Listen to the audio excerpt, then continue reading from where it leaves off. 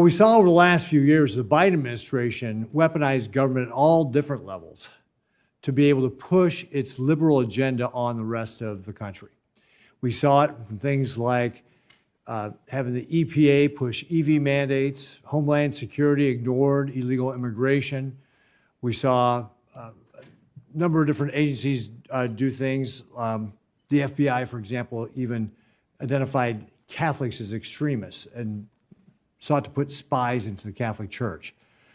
All of this undermines people's faith and belief in our system of government. And what we're talking about here now, where we have regulators that are pushing their agenda, does the exact same thing.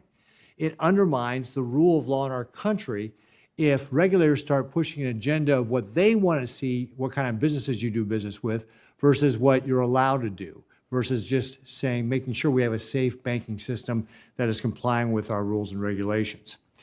A legal business should not lose access to the banking system just because they deal in firearms or crypto or something like that, because a regulator doesn't like that. That's just simply wrong.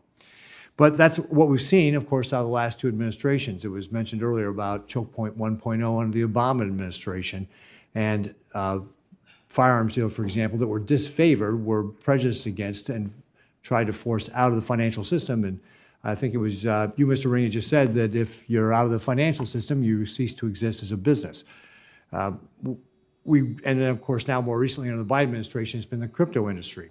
And I got to tell you, this is an issue that's near and dear to my heart. I came from the financial services industry. We have the most transparent, liquid capital markets in the world because of proper regulation. Regulation actually got us to the point where we have these great capital markets. And it's at risk when we have regulators that are undermining the faith in that. We've got to make sure that we do not weaponize our regulators to push an agenda. Mr. Gannon, during Operation Choke Point 1.2 and 2, or 1.0 and 2.0, did regulators exceed their statutory authority by focusing on vague metrics of reputational risk instead of safety and soundness? Senator, the way I'd answer that is to say that the effect of Operation Choke Point 1.0 and 2.0 is that many small, perfectly legal businesses are no longer in operation. The people that ran those businesses lost their jobs, lost their bank accounts, not sure what they're doing today, but that was a backdoor way to make those businesses illegal. And getting to the point that I made earlier, if the regulators wanted those businesses to be illegal, they had to come to you and ask, and they didn't. Instead, they just executed their own agenda without the approval from Congress. And that's what I mean by a distortion of the relationship between regulators and Congress. Their power comes from you. It does not fall from the sky.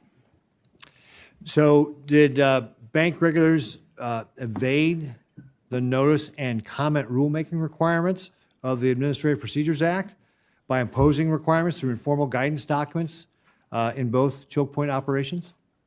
Yes, they did, Senator. And why do you think they were doing that? Because notice and comment, and by the way, the Congressional Review Act, has the effect of shining a light on the activities that are afoot. You have to give notice. You have to take into account the comments critically. You have to do, if you're going to pass a rule under the Administrative Procedure Act, you have to do a valid cost-benefit analysis, and those sometimes can be difficult. Economists should run those. It's just simply hard. And oh, by the way, rules that never got approved through the Congressional Review Act process have never taken effect.